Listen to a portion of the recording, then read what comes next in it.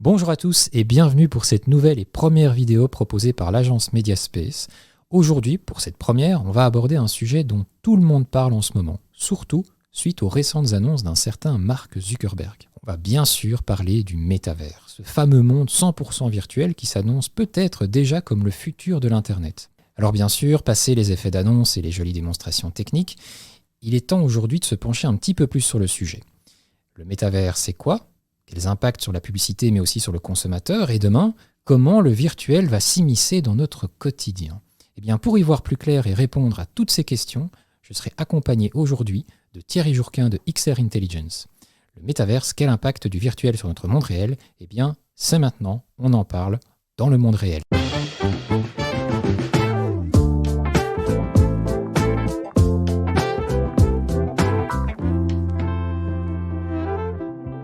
Bonjour Thierry. Oui, bonjour Nicolas. Merci d'être avec nous aujourd'hui, d'avoir accepté l'invitation. Avec grand plaisir. Alors on va parler de beaucoup de choses intéressantes aujourd'hui, mais d'abord, est-ce que tu peux nous expliquer un petit peu qui tu es, d'où tu viens et ce que tu fais aujourd'hui ? Oui, tout à fait.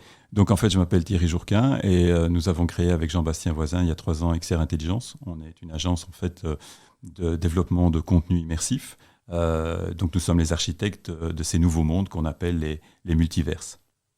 Eh bien justement, rentrons dans le vif du sujet. Parlons justement de ces multiverses, mais surtout un terme qui revient régulièrement aujourd'hui, le métavers. Alors, le métavers, qu'est-ce que c'est ? Alors, le métaverse, ou appelé aussi multivers ou mirror world, monde miroir, est en fait la visualisation, la dénomination de nouveaux espaces qui sont issus en fait de différentes technologies qui sont post-digitales. Et dernièrement, on parle beaucoup de métaverse, avec Meta et avec évidemment le coût marketing réalisé par Facebook et Mark Zuckerberg, à la fois d'être visionnaire et d'être acteur de ces nouvelles technologies, mais d'avoir rapidement compris l'univers dans lequel tout cela allait se développer et en ayant capturé en fait la dénomination dans son nom de marque. Ce qui a l'avantage, évidemment, pour notre secteur, pour le secteur de l'immersif, de donner un énorme coup d'accélération, puisque aujourd'hui, la preuve en est, on en parle, mais je dirais aussi que c'est peut-être réducteur face à l'ampleur et à tous les impacts de ces nouvelles technologies. Ok, mais finalement, quand on parle de monde virtuel, c'est pas quelque chose qui est nouveau en soi, on l'a déjà connu par le passé, notamment avec Second Life, si on pense directement à un classique. Donc pourquoi, tout d'un coup, aujourd'hui, on en reparle et ça reprend une telle ampleur ? En fait, nous sommes tout à fait, et Second Life, dans l'esprit, en tous les cas, est certainement une première approche ou une première ébauche de ce concept. La grande différence aujourd'hui, c'est qu'on s'inscrit en fait dans une temporalité qui est post-digitale. Donc pour faire clair, on est en train, ou certains l'ont déjà réalisé, ou d'autres vont le faire sans tarder, on parle de transformation digitale. Mais il faut comprendre que cette transformation digitale, c'est une véritable révolution industrielle. Rapidement, on va avoir un nouveau paradigme. Je prends souvent cette image pour expliquer les choses. Si vous expliquiez à des fabricants de bougies que demain, on a l'électricité, ils vont faire leur transformation électrique. Et donc, demain, ils fabriqueront des bougies. Et souvent, on peut se poser la question de se dire, oui, je comprends, donc je vais fabriquer des bougies électriques. C'est là, je dirais, où il faut aller plus loin, c'est que l'électricité provoque pour la bougie la réflexion même sur qu'est-ce qu'il faut pour éclairer, d'où l'apparition de la lampe. Et donc, on est dans ce même état d'esprit par rapport à la transformation digitale. Qu'est-ce que la transformation digitale, concrètement, va impacter, va transformer comme mode de fonctionnement ? Eh bien, pour moi, ce sont 2 éléments essentiels. C'est d'un côté la gestion des data, parce que transformation monde digital implique production de data dans des quantités énormes. Et de l'autre côté, l'adoption par les organisations de processus de développement agile. Ce qui veut dire par là que, par opposition au passé, où on prenait plus de temps, où en tous les cas les développements étaient inscrits dans une durée plus importante, aujourd'hui, il faudra en permanence jongler avec les nouvelles technologies. Et ces technologies post-digitales, elles sont au nombre de 4. On a les ordinateurs quantiques, mais dans un premier temps, ceux-ci ne sont pas vraiment d'application, mais on a surtout et je pense qu'aujourd'hui tout le monde est un petit peu déjà en contact ou en connaissance avec celle-ci. Il s'agit de l'intelligence artificielle, des blockchains et de l'XR, ce qu'on appelle l'extended reality, plus communément la réalité augmentée et la réalité virtuelle. Et c'est la combinaison de ces technologies qui crée un espace qu'habilement Mark Zuckerberg a baptisé de Meta et de Metaverse, mais en fait il s'agit d'un nouvel technosystème qui définit en fait le Metaverse. Ok, donc c'est vrai qu'on entend finalement beaucoup parler, on limite peut-être le métaverse à de la réalité virtuelle. C'est souvent le lien qu'on fait directement, mais c'est beaucoup plus que ça d'un point de vue technologique. Absolument, absolument. Et encore une fois, c'est une évolution qui, par exemple, trouve son origine dans les énormes progrès que l'industrie du jeu, l'industrie du gaming a réalisé ces dernières années. Aujourd'hui, lorsqu'on parle de monde virtuel, ces mondes ils doivent être construits. Et les briques de ces mondes virtuels, en fait, il s'agit ce qu'on appelle communiquement les assets 3D. Quand on parle de 3D et d'assets 3D, c'est parfois pas toujours très clair. En fait, pour bien percevoir la nouveauté, je dirais qu'on connaît le format photo, le format film, et ici on est sur quelque chose de nouveau. On est sur des images programmées. C'est-à-dire que la représentation visuelle passe au travers de la programmation. Et pour héberger ces assets 3D, on a besoin de ce qu'on appelle des moteurs de rendu, plus communément appelés les game engines, que les joueurs connaissent bien, puisque les grandes marques de ces moteurs de rendu sont, par exemple, Unity ou Unreal. Et pour être encore plus clair pour ceux qui nous écoutent, Unreal, c'est la même société que Fortnite, Epic Games. Donc on voit tout de suite qu'on est dans l'actualité à travers ça. Et ces moteurs de rendu sont la capacité pour des cartes graphiques de pouvoir animer ces nouveaux contenus, ces nouveaux assets. Et pourquoi est-ce que ça devient très intéressant ? C'est parce qu'évidemment, ils sont actifs en real time, puisqu'il s'agit de programmation. Donc pour les marketeers ou pour les personnes qui sont attentives à ça, ça permet évidemment de pouvoir aller jusqu'à une personnalisation, jusqu'à un adressage, je dirais, en temps réel. Donc on est vraiment sur des tout nouveaux types de formats et des tout nouveaux types d'expériences. Justement, si on parle un petit peu concrètement du métaverse et des possibilités aujourd'hui, est-ce que c'est accessible au grand public ? Comment quelqu'un qui voudrait aujourd'hui s'y essayer, vers quoi il peut se diriger ? En tant que consommateur ? En tant qu'utilisateur, on va dire, pour utiliser un terme plus large. Alors, ce qu'il y a effectivement, si on regarde en tant qu'utilisateur, je dirais que ce qui est le plus accessible aujourd'hui, c'est au travers de son smartphone, à travers de son mobile, ce qu'on appelle la réalité augmentée. Puisque ces images animées, ces assets 3D, en fait, on peut les faire apparaître au moyen des caméras, puisqu'aujourd'hui, on a une interpolarité entre les différents devices et entre les différentes marques.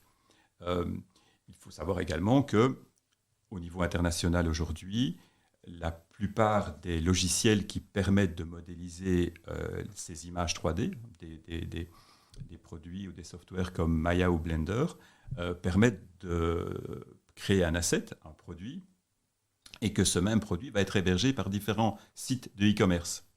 On s'inscrit ici dans ce qu'on pourrait appeler la pré-expérience. Donc pour répondre à ta question, Nicolas, quel est le chemin le plus court aujourd'hui pour une personne ? Ce n'est pas nécessairement le casque de réalité virtuelle. Le smartphone est pour l'instant certainement un très belle interface. Et d'ailleurs, on a déjà un marché absolument actif au travers des réseaux sociaux. Pour ceux qui ont déjà pu l'expérimenter, les filtres sont accessibles sur Instagram, Facebook au travers de leur plateforme créative Spark AR ou via Snapchat et SnapLens. Donc déjà, je dirais qu'il y a des consommateurs qui utilisent ces contenus immersifs au travers de ce qu'on appelle communément les filtres. Mais ça permet d'aller plus loin, de visualiser un objet dans son intérieur et qui a notamment un des précurseurs dans l'utilisation de ce type d'outils. Alors continuons justement sur les possibilités, mais du point de vue d'un annonceur. Quelles sont aujourd'hui les grandes étapes pour un annonceur pour se lancer dans cette grande aventure qu'est le métaverse, au-delà des exemples que tu as déjà donnés avec la réalité augmentée par exemple. Si aujourd'hui je veux me lancer dans cette histoire, quelle est la première grande étape pour un annonceur ? Dans cette histoire. Effectivement, en termes de storytelling et en termes de réflexion, il y a plusieurs points importants. Le premier, à mon sens, c'est de bien comprendre que cette nouvelle matérialité digitale va amener, et on l'a vu avec la crise du Covid, la crise sanitaire qu'on a traversée, on a la capacité aujourd'hui de faire de la pré-expérience digitale. Dès lors, pour les marques, l'intérêt sera, à mon sens, pas trop de communiquer au niveau de la marque, mais de communiquer l'expérience. Le plus rapidement possible au travers de ces nouveaux outils, mettre en contact le consommateur, le futur consommateur, avec sa marque, son produit, son service. Et ça implique pour les organisations, à mon sens, l'obligation de réfléchir, ce qu'on appelle l'ADN de la marque, le reason why, pourquoi est-ce que j'existe, qu'est-ce que je représente dans le metaverse. Et cette réflexion, elle doit être menée le plus rapidement possible. Ensuite, lorsqu'on a conscience qu'on apporte pour l'utilisateur une valeur ajoutée, un service ou un produit, et on peut même aller loin, puisqu'on n'en a pas encore parlé, on en parlera après, on a la possibilité aujourd'hui de faire des échanges, de monnayer, de donner de la valeur au travers des NFT dans ces nouveaux mondes virtuels. Mais il est vraiment très très important pour moi de réfléchir à être présent et à y être le plus rapidement possible pour apprendre. C'est un formidable territoire d'expérience. On ne peut pas, à mon sens, j'avais expliqué au début l'importance des méthodes agiles, celle justement de ne plus imaginer ce monde avec des processus longs de développement. Il faut le plus rapidement possible tester, apprendre, mettre à l'épreuve, parce que les outils sont là. À l'image de blocs de Lego, on peut plus facilement aujourd'hui composer ces technologies et valider ce qu'on est en train de faire, soit sous forme de réalité virtuelle, soit sous forme de réalité augmentée. Ok, bien justement, tu as en partie déjà répondu, mais quelles seraient vraiment les grandes opportunités marketing à court terme et moyen terme, et peut-être même long terme pour les annonceurs?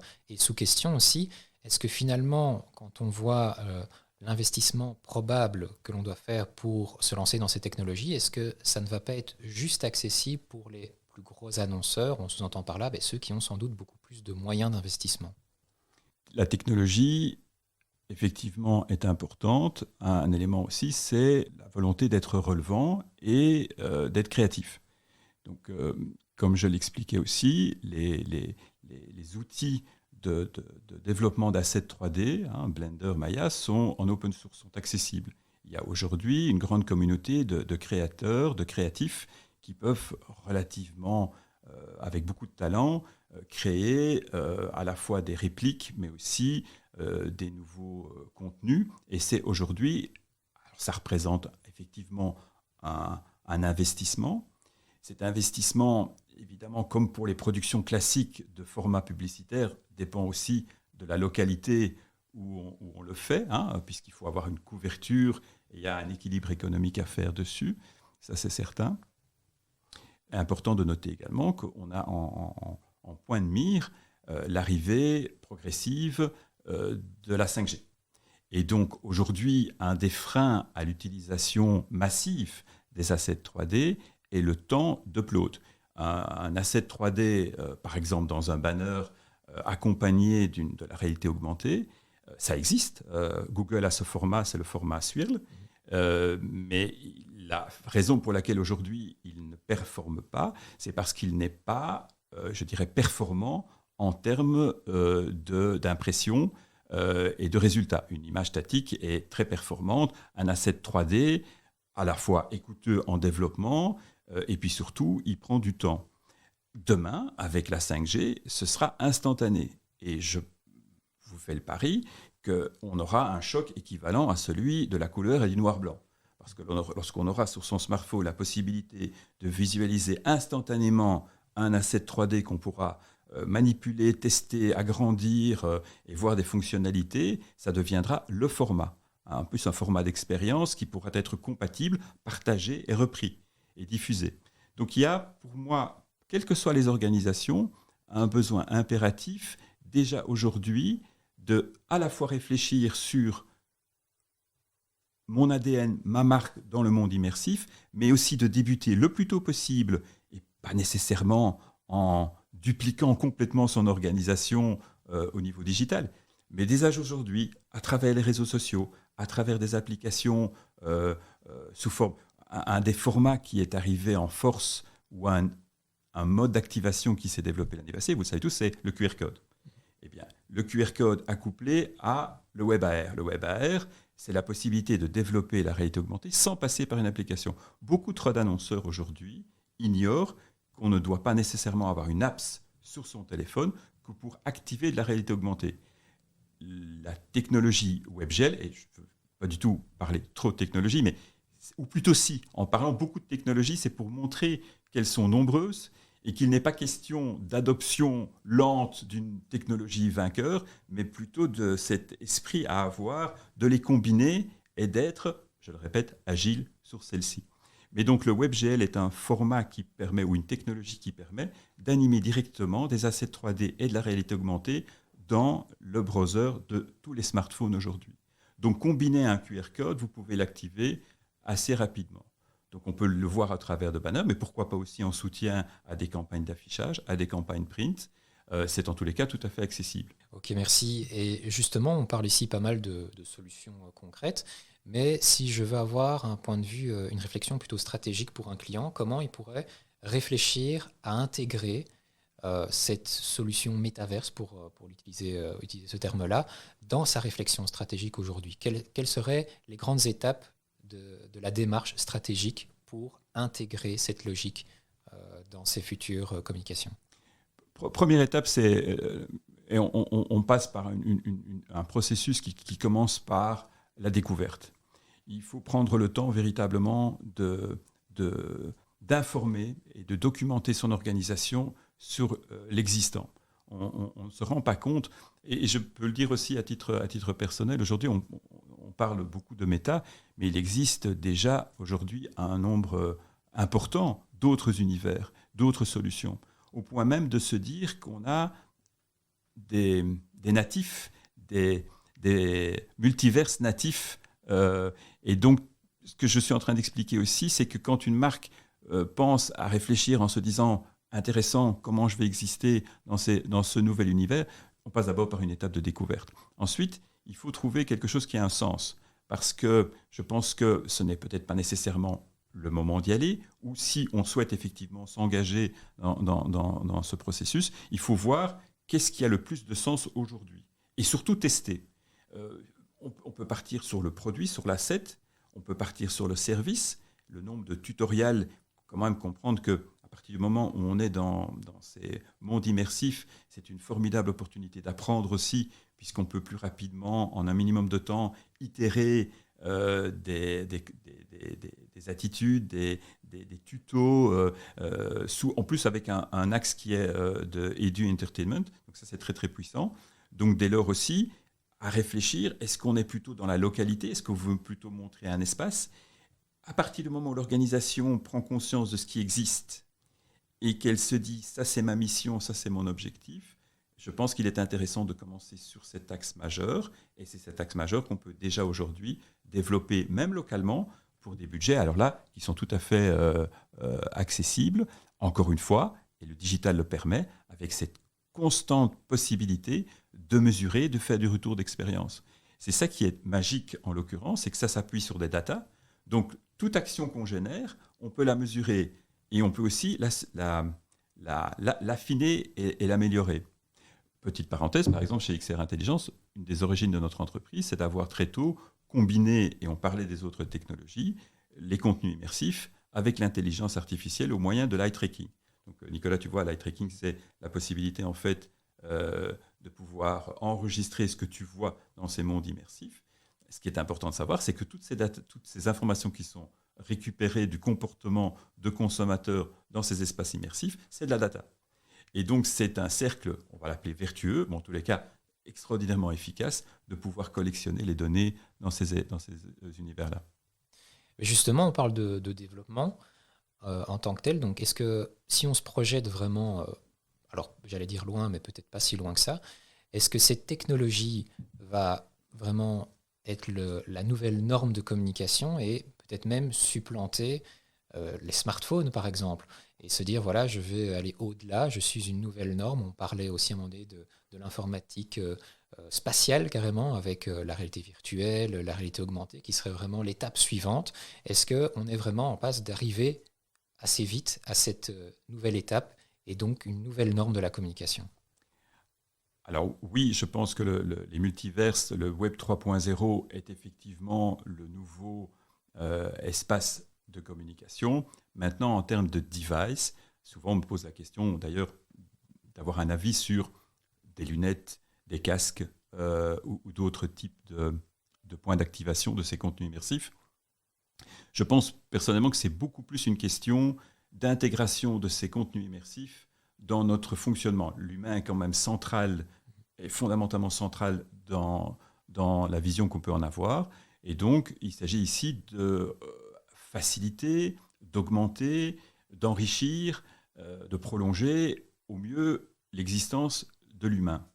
Et donc, ces différentes activations digitales, cette nouvelle matérialisation digitale, à mon sens, elles sont à considérer, les Anglais utilisent le mot de layer, c'est la réalité layerette, donc il y a toute une série de filtres de réalité qu'on peut apposer pour sa vision. Rappelez également qu'un des très beaux éléments immersifs qui a eu son succès l'année dernière, c'est les AirPods. Parce qu'on parle évidemment beaucoup sur l'aspect visuel de l'immersion, mais le son est également un élément important de l'immersion. Et donc, pour revenir donc sur la physique layerette ou les différents layers, on pourrait imaginer dans le futur avoir un seul device sur lequel on pourrait régler l'intensité de la matérialisation digitale. Donc, on aurait simplement de simples lunettes sur lesquelles on pourrait voir, et ce qui est déjà le cas aujourd'hui, de simples informations comme par exemple la température de la pièce. Je viens de recevoir un email, mais qui, je dirais, est périphérique à la réalité. Et puis, on pourrait avoir dans un deuxième temps une réalité augmentée, elle activée notamment par de l'intelligence artificielle. Les derniers smartphones sont munis par exemple de LIDAR, qui est un radar qui permet de calculer en temps réel la profondeur et qui permet également de permettre une programmation interactive des contenus. Et donc on aurait déjà là un enrichissement de cette deuxième couche, de ce second layer. Et puis on pourrait aller plus loin avec une immersion totale, celle qu'on connaît avec les casques de réalité virtuelle. Et en exprimant ça, on pourrait imaginer un seul device qui réunirait le tout. C'est un secret pour personne de dire qu'aujourd'hui, Apple prépare la sortie d'un tel device fin de cette année et début de l'année prochaine.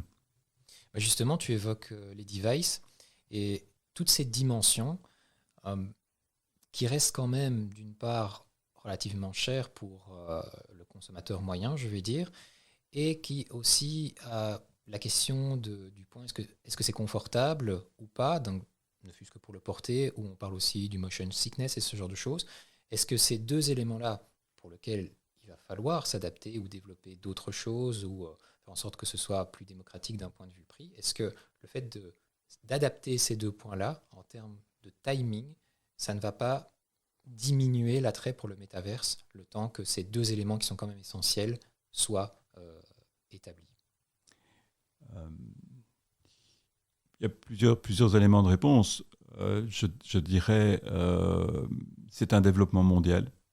Donc, quand je vois la vitesse de développement, si on prend les casques de réalité virtuelle, je partage tout à fait ton point, Nicolas, sur le fait de dire qu'un casque de réalité virtuelle n'est en aucun cas quelque chose de naturel ou même une fin en soi. Ça pèse un poids, même s'ils sont de plus en plus légers, et c'est pas encore l'ergonomie absolue.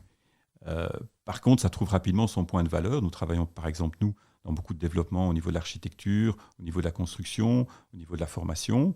Et là, je dirais, quelle que soit la personne, avec le confort que génèrent les derniers casques, si la valeur, l'intérêt est trouvé, la personne n'est plus en train de se poser la question sur le device, mais trouve à l'intérieur de celui-ci des éléments de solution, de visualisation qui contrebalancent la gêne qu'on peut en avoir aujourd'hui. Ça, c'est une première chose.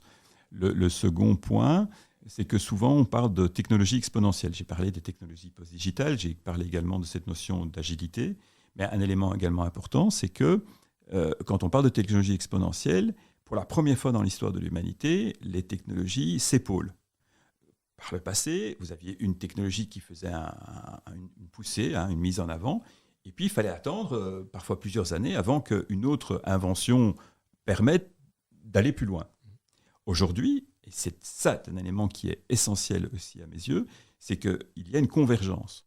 Il y a d'autres technologies, j'en ai parlé un petit peu d'intelligence artificielle au travers du LIDAR ou au travers de l'eye tracking, mais un point quand même important, c'est la blockchain, la combinaison de ce peer-to-peer et de ces possibilités d'encryption, c'est les NFT. C'est le fait de pouvoir donner à ces assets une valeur absolument unique. Et en ça, on le connaît au travers de la monnaie, mais on va le voir demain également dans toute une série de représentations, matérialisation digitale, puisqu'on a à ce moment-là une unicité. Et ces trois technologies, intelligence artificielle, NFT et XR, vont s'épauler. Et ce qui va permettre en fait d'aller de plus en plus vite. Donc autant je partage entièrement ton point sur dire qu'aujourd'hui, ce n'est encore pas abouti ou comment dirais-je, satisfaisant, mais la vitesse avec laquelle c'est en train d'évoluer est absolument exceptionnelle. Alors, on parle effectivement, quand on évoque le sujet de grands noms, on parle d'Apple, tu as évoqué Apple qui était aussi en préparation sur le sujet, on parle évidemment de Facebook, d'autres grandes entreprises, mais finalement, est-ce qu'il y a encore de la place dans cette thématique pour des acteurs plus locaux, plus petits, ou peut-être même comme XR Intelligence face finalement aux GAFAM? Oui, enfin, en tant que société de service, on s'adapte et on regarde l'évolution du marché, mais en termes d'évolution, on a une génération qui est en train d'arriver, qui est la génération alpha, qui est une génération qui sera absolument formée à la fois aux possibilités de programmation et à l'accessibilité du hardware, des devices. Je pense, moi, personnellement, que l'indépendance vient de la liberté d'expression et de création. De vous à moi ou de toi à moi, Mozilla Up, ça fait très bien le travail, c'est un open source, et on fait ça tantôt, en 5 minutes, et on va se créer notre propre metaverse. Ça ne demande absolument aucun investissement, c'est accessible.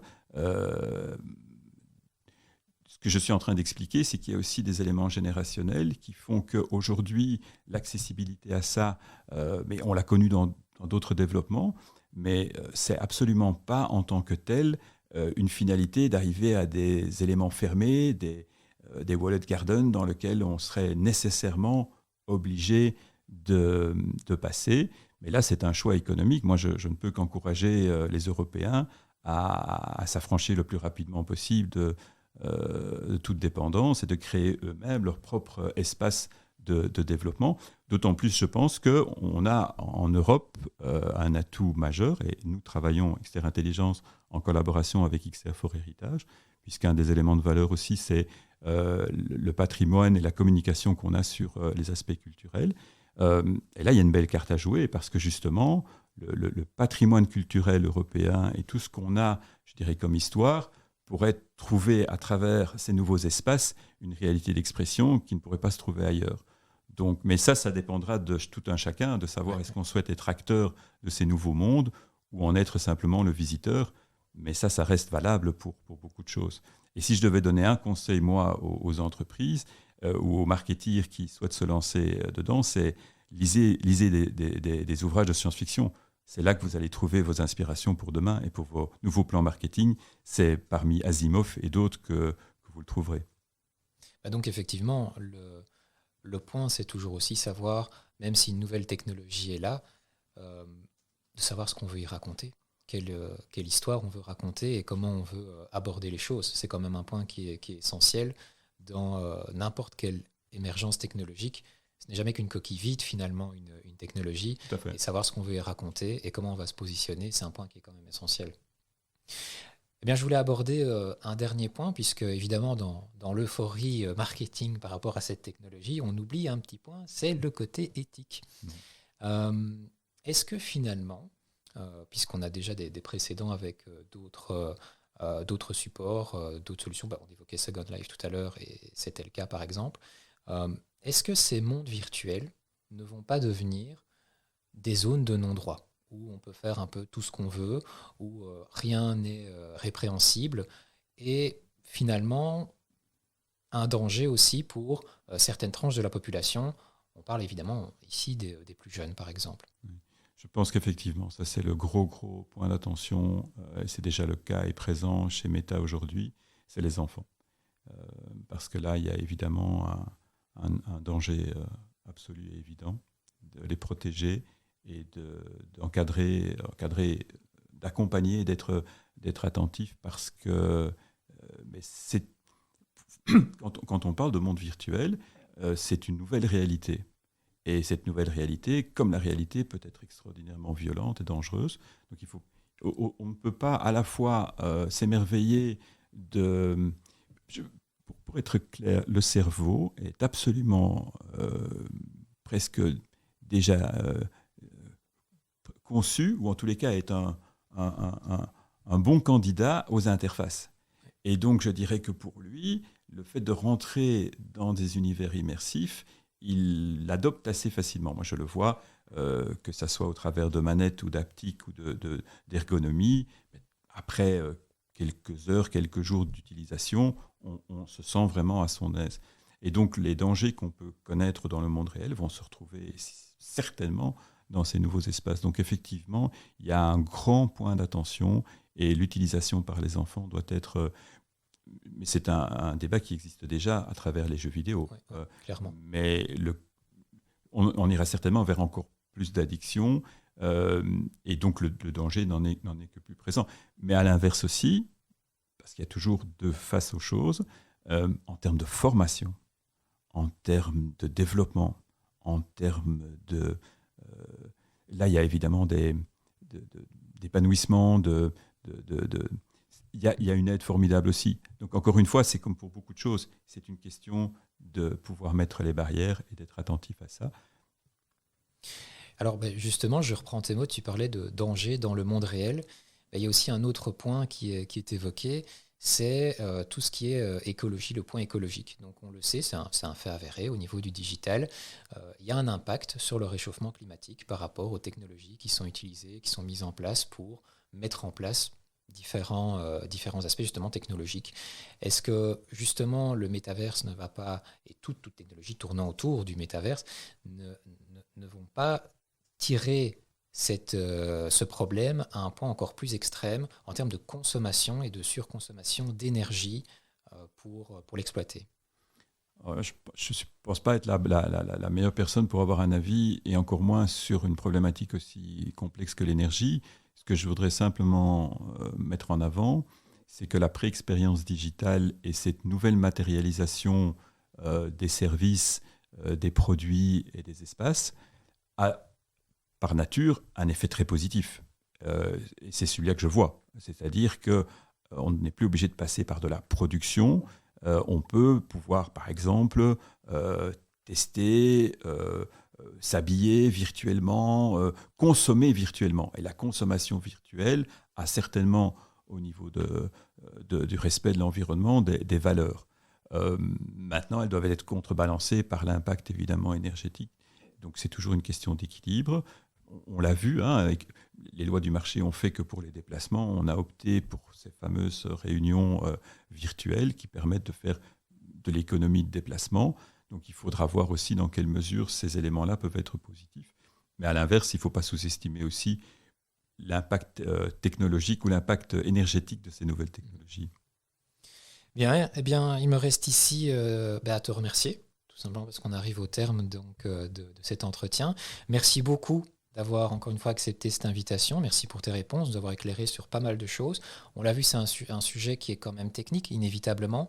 Donc il faut quand même se pencher dessus. Il faut creuser, il faut sans doute s'alimenter aussi sur le sujet pour mieux le maîtriser, mieux l'appréhender par la suite et découvrir finalement tout le champ des possibles qui s'ouvre à nous par rapport à ces différentes solutions. Donc encore merci. Et j'espère qu'on pourra à nouveau se revoir pour discuter de ce métavers, parce que je pense que ce n'est pas une histoire qui va se terminer de sitôt. Loin de là. Merci beaucoup Nicolas. Merci à toi.